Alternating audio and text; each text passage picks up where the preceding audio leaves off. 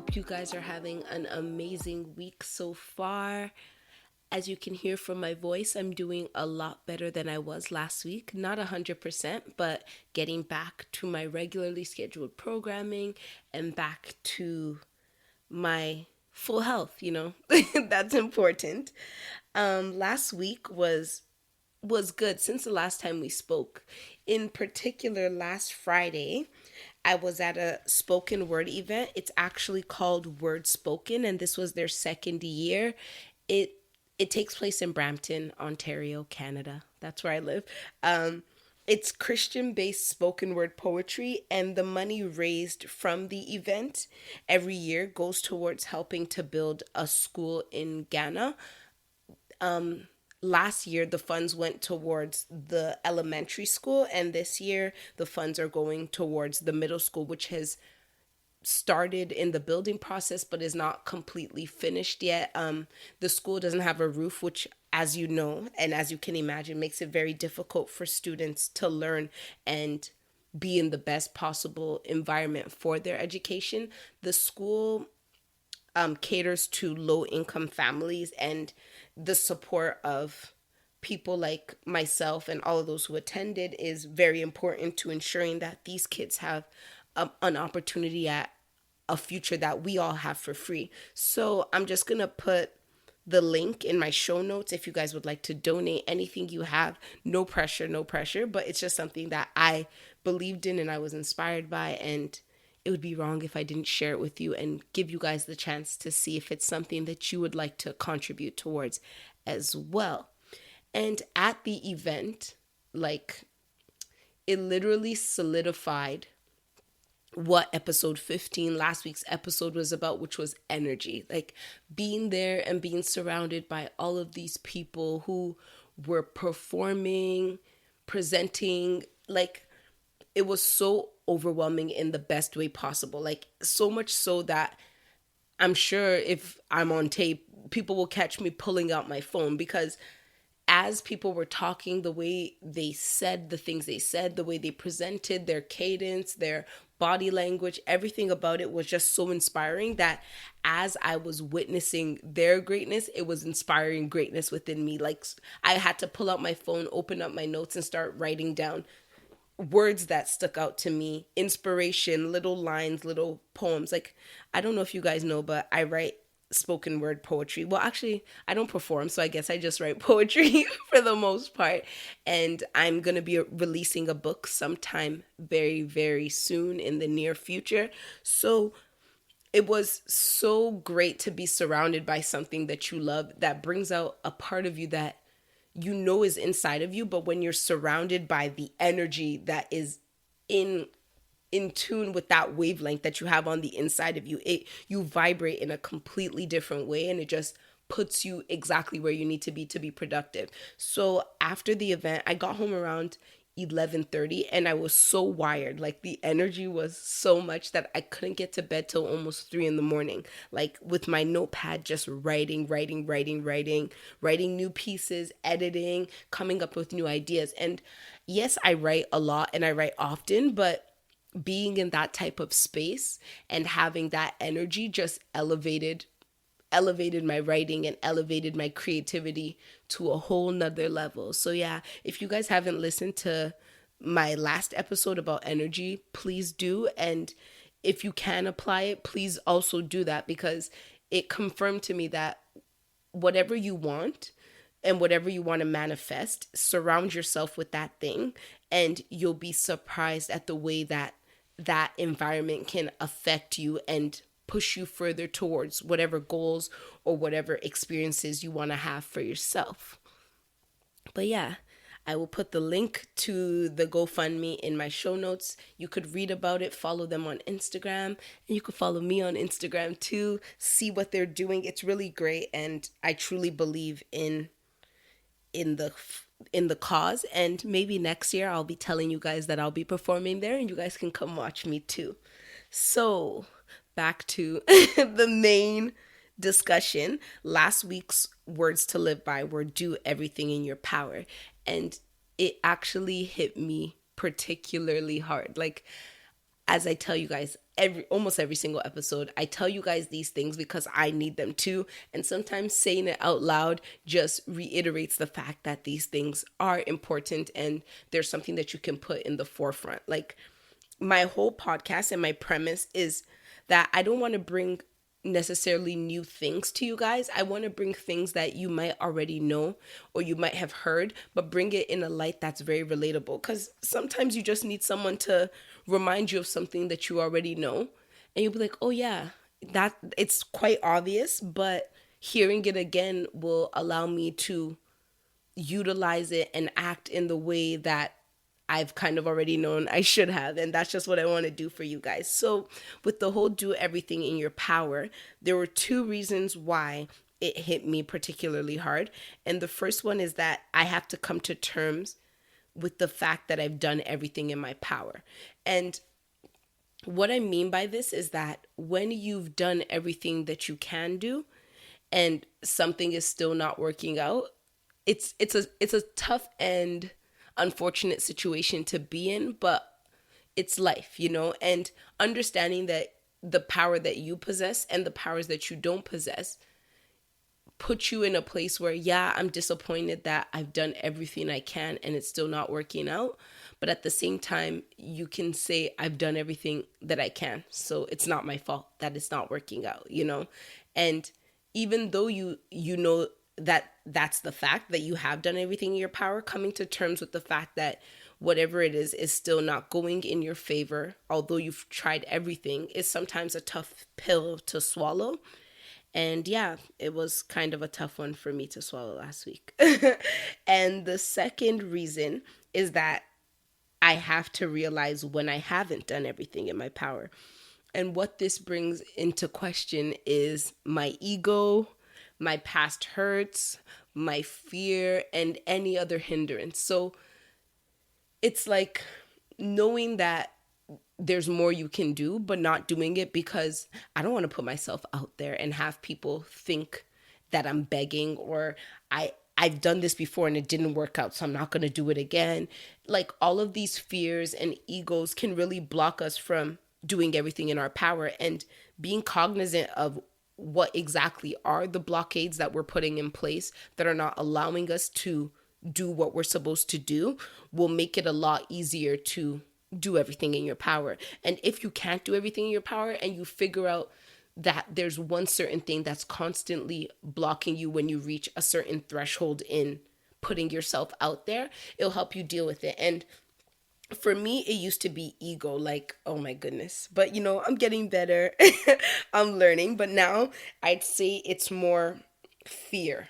And that fear can sometimes come from past hurts and rejection. I think rejection is one that a lot of us do deal with, and an experience that makes us feel really uncomfortable with putting ourselves out there or going that step above that you have the ability to, but taking that step comes with the risk of potentially being rejected again or having past hurts come to the surface. But we have to try our best and do what we can and understand the powers that we do possess, and try not to let things like fear have a greater power over our abilities to act than we do over our abilities to act. But yeah, I hope that really helped you guys last week.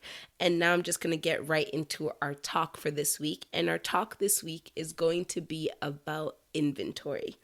So last Sunday at church, the pastor was preaching, and one point that he touched on, although it wasn't his main point of his whole sermon, was that we all need to look at our inventory, like our personal inventory. And I couldn't help but be inspired by this. And as I've told you guys, when I'm inspired, I try not to remember it in my head because I know I forget. So I pulled out my phone in the middle of church, God forgive me, and I literally just wrote in my notepad about inventory. And then I wrote a few notes, put it back, and continued to listen to the sermon.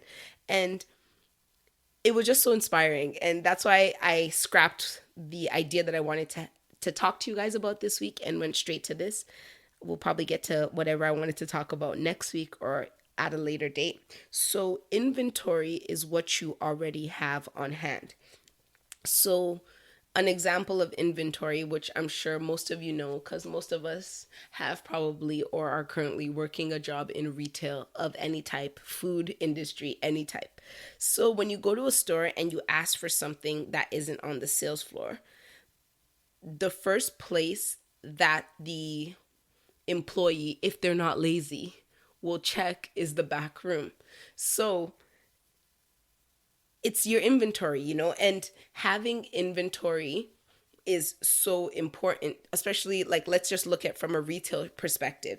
There are certain things that are on the sales floor for whatever reason. Maybe they're the sizes that are most popular, maybe it's the season, or maybe that's all they have capacity for. But if you walk into a store and you believe that all they have there is what you can physically see, you're 100% wrong, because most stores will have, or all stores will have some a place in the back. Either it could be a third location warehouse, or it can be in the back where they store a lot of the things that aren't currently in use or are not needed or are just surplus.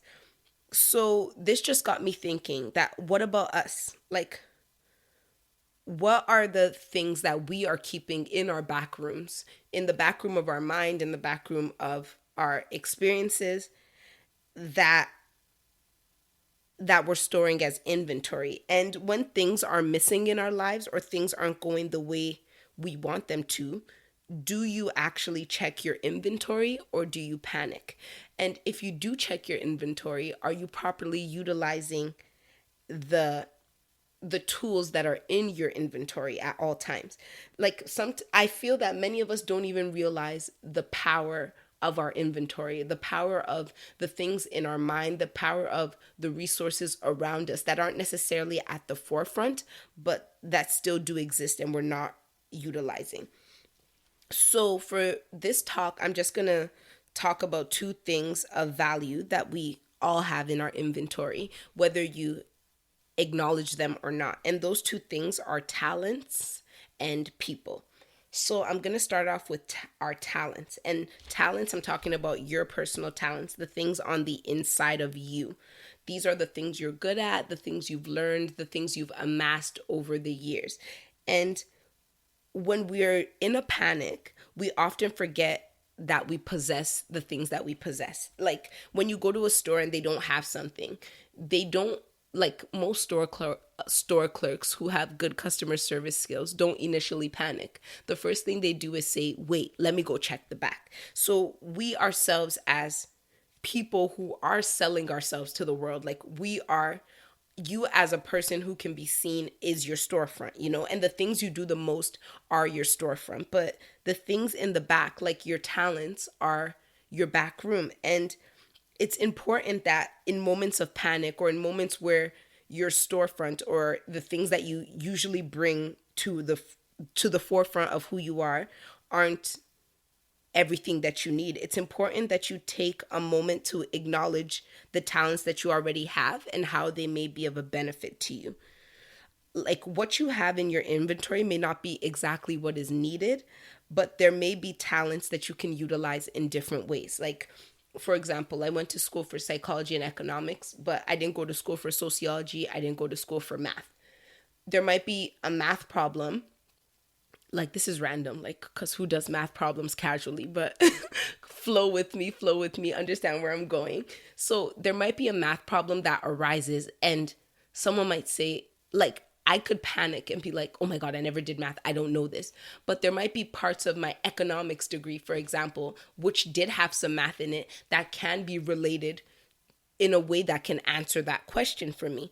And when you think about your talents, it's important to understand that they're flexible. It's important to understand that the one way that it might have been used in the past, or the means by which you amassed it, may not, and almost 100% of the time will not be the only way that it can be used in the future. And that's why it's important to check your inventory. And by doing this, it's more of a mindfulness thing, like we're human beings, will panic. And sometimes when we panic, we think, oh, we don't have what it takes in us to do what we need to do, But if you take some time to think about the things that you do have and use a little bit of creativity to figure out how those things can be better used in another aspect, you might find that you have a lot more in your tool belt than you actually think you do.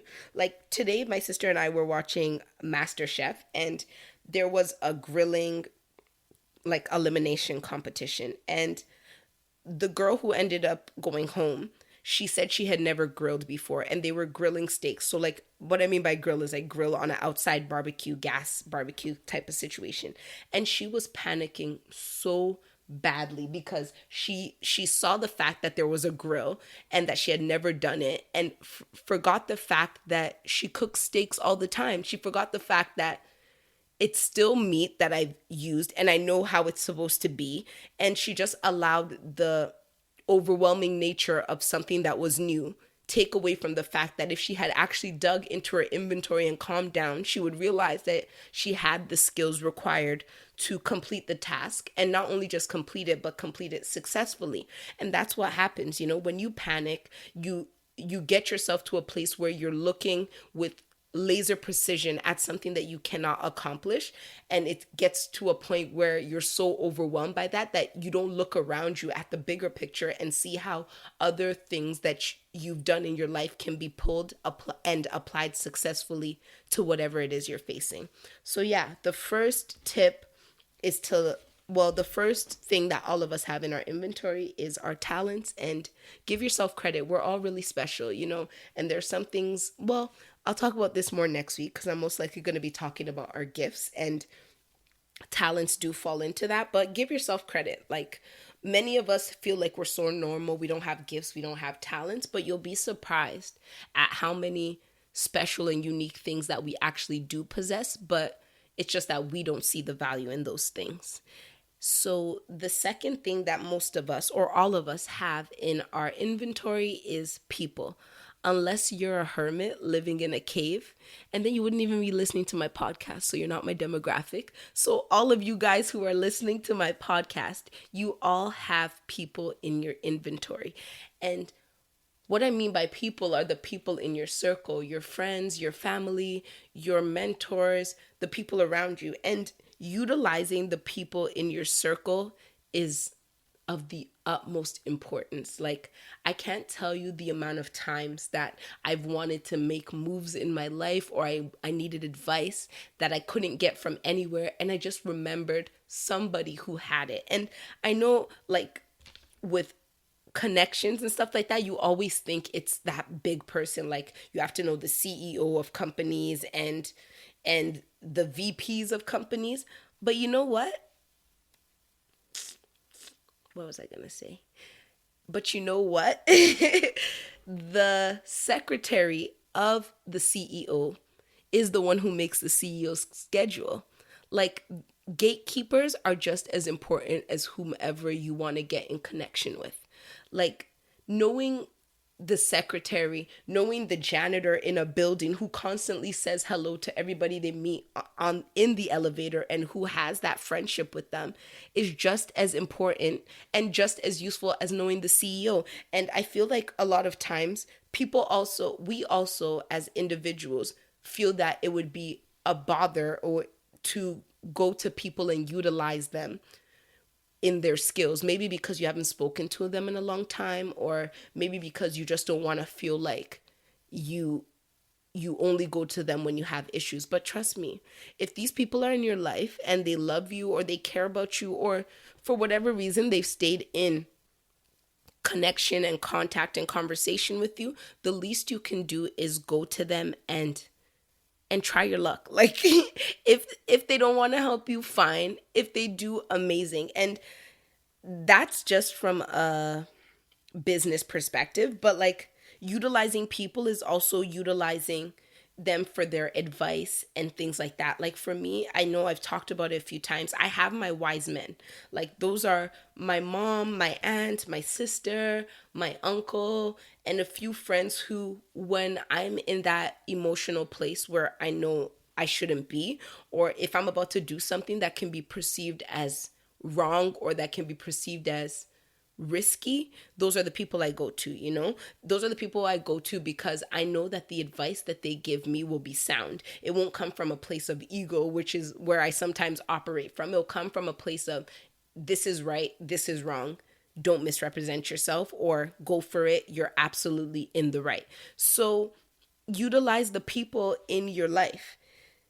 So, yeah, those are my 2 points. And I just want to say that maximizing your use of your inventory will improve your life in so many ways. Like, we possess so much more than is on the surface, and doing what is needed to dig through our inventory and understand the values that it possesses and pulling out all the supplies that we have will make things so much easier for you. Like, give yourself credit and give the people around you credit. You are capable of doing so much more than you probably think you can. And the moment you change your mindset to acknowledging the fact that you can do more than that, you'll be shocked at what you'll pull out. You'll be shocked at the inspiration and the connections that you'll make to things that you never even thought were relevant. And when you utilize the people around you, you'll see that your network is so big, so vast, so useful, and so wide spanning. Like, 7 degrees of separation is a real thing, guys. Like, sometimes you just have to ask that one friend for a number for his other friend, call that other person, and by the time you make 3 calls, you're right in the ear of who you need to be in the ear of, at the table with the person who you have to be at the table with. So, yeah, take some time, acknowledge your inventory, dig through it, and see what you find. And I hope you find great things, because I'm sure you will. So, to wrap up this week's episode, the word to live by is you don't need to explain your value unless you're in an interview. Like, let me just throw that in brackets. You do need to explain your value when you're in an interview. But outside of that, our value and what we bring to the table needs to be known by us as individuals. And it isn't your responsibility to explain or justify it to anybody who refuses to see it. So, yeah, you need to know your value. You need to know what you're worth. You need to come to terms with this. And saying this sounds easy, but I would advise you maybe right after this episode to just take some time, like 5 minutes, even 2 minutes, and just say, what do I bring to the table and what makes me valuable? And what is my value? So, if people do not understand your value, it's honestly their loss. Like, once you know what your value is and you decide that you will not be treated below it for the most part, it's okay to remove yourself from whatever space that you feel you're not being treated at the level of your value.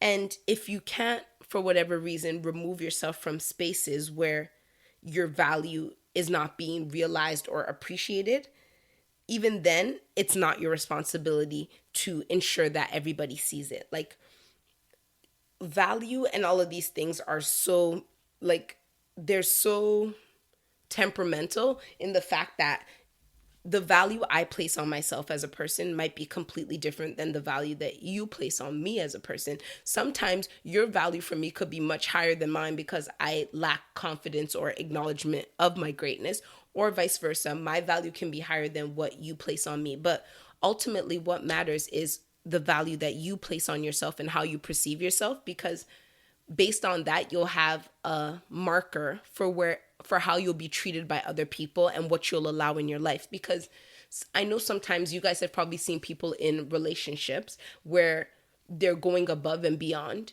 and the person who they're in that relationship with doesn't see the value of everything they're bringing to the table. And if the person who is going above and beyond doesn't see their value as well, they'll continue to chase after an ideal or try and convince someone that is never going to see them in that light. But the moment you see yourself in the light that you're meant to be in, or the light that you perceive yourself to be in, everybody else doesn't matter.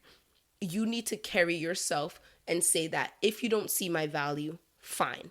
I'm still going to do what I'm doing the way I do it because that's what I believe in. If you see it, great. I'm still going to keep doing what I'm doing the way I'm doing it because that's what I believe in. So it's just a matter of figuring out what your own personal value is and using that as the measuring stick for your life and how you'll be treated, and understanding that not everybody will see it and appreciate it, but knowing that that's okay because you appreciate yourself and you know what you're doing. And in due time, those who are meant to notice, see, and appreciate it 100% will.